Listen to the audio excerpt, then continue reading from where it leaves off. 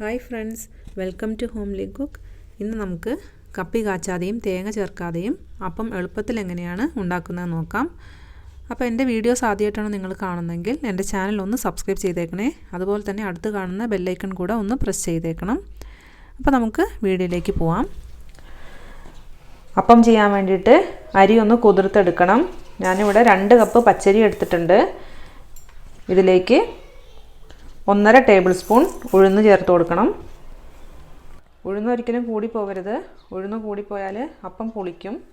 അപ്പോൾ നമുക്കിത് വെള്ളമൊഴിച്ച് കുതിർത്തെടുക്കാം.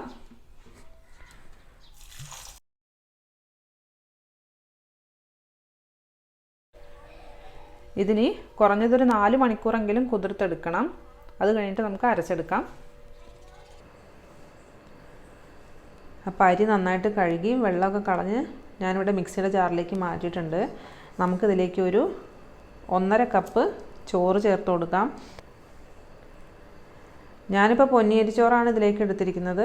ഏത് ചോറ് വേണമെങ്കിലും ചേർക്കാം, അത് കുഴപ്പമൊന്നുമില്ല. നമുക്കിപ്പോൾ മട്ട അരിയുടെ ചോറാണെങ്കിൽ അത് വേണമെങ്കിലും ചേർക്കാം. ഇനി നമുക്കിത് കുറച്ച് വെള്ളം ഒഴിച്ച് ഒന്ന് അരച്ചെടുക്കാം. വെള്ളം ഒരിക്കലും കൂടി പോകാൻ പാടില്ല.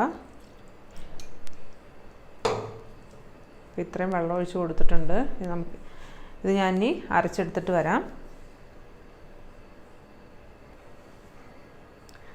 അപ്പം ഞാനിവിടെ അരി അരച്ചെടുത്തിട്ടുണ്ട്. ഈ ഒരു അളവിലാണ് ഞാൻ അരി അരച്ചെടുത്തിരിക്കുന്നത്.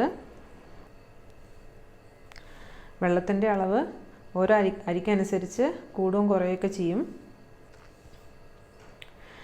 ഇനി ഇതിലേക്ക് കുറച്ച് സോഡാപ്പൊടി ചേർത്ത് കൊടുക്കണം. അത് ഞാനിപ്പോൾ ചേർക്കുന്നില്ല, ഒരു അരമണിക്കൂർ കഴിഞ്ഞിട്ടാണ് ഞാൻ ചേർക്കുന്നത്. ഇതിപ്പോൾ അരച്ച് കഴിയുമ്പോൾ തന്നെ ചെറിയൊരു ചൂടുണ്ടാവുമല്ലോ, ആ ചൂടൊന്ന് ചെറുതായിട്ട് പോയി കഴിയുമ്പോൾ നമുക്കതിലേക്ക് സോഡാപ്പൊടി ചേർത്ത് കൊടുക്കാം. അപ്പോൾ ഇവിടെ അരമണിക്കൂർ കഴിഞ്ഞിട്ടുണ്ട്. മാവിൻ്റെ ചൂടൊക്കെ ഒന്ന് പോയിട്ടുണ്ട്. നമുക്കിതിലേക്ക് സോഡാപ്പൊടി ചേർത്ത് കൊടുക്കാം. ഞാനിവിടെ ഒരു 1/4 ടീസ്പൂൺ സോഡാപ്പൊടിയാണ് എടുത്തിരിക്കുന്നത്. അതിലേക്ക് നമുക്ക് കുറച്ച് മാവ് ചേർത്ത് കൊടുക്കാം ആദ്യം. എന്നിട്ടൊന്നങ്ങ് മിക്സ് ചെയ്യുക. പൊടിയുടെ എല്ലാ ഭാഗത്തേക്കും ഒരേപോലെ വരാൻ വേണ്ടിയിട്ടാണ് ഇതുപോലെ മിക്സ് ചെയ്യുന്നത്. അല്ലെങ്കിൽ സോഡാപ്പൊടി അവിടെ ഒന്ന് കട്ട പിടിച്ച് കിടക്കും. ഇതുപോലെ മിക്സ് ചെയ്തിട്ട് നമുക്ക് ഇതിലേക്ക് ചേർത്ത് കൊടുക്കാം. ഇതൊന്നങ്ങ് നന്നായിട്ടങ്ങ് മിക്സ് ചെയ്യുക. ഞാനിവിടെ കൈ കൊണ്ട് കൂടെ ഒന്ന് മിക്സ് ചെയ്ത് കൊടുത്തിട്ടുണ്ട്.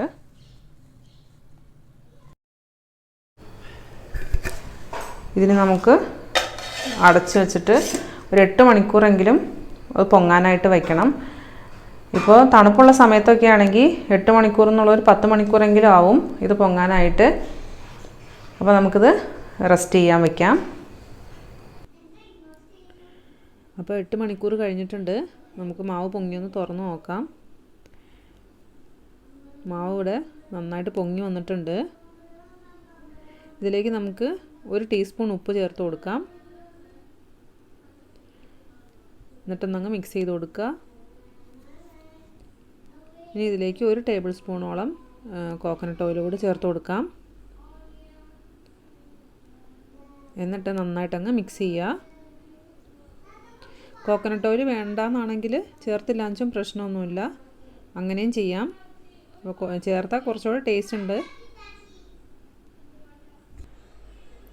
അപ്പം നന്നായിട്ട് മിക്സ് ചെയ്തെടുത്തിട്ടുണ്ട്. ഇനി നമുക്ക് അപ്പം ചുട്ടെടുക്കാം.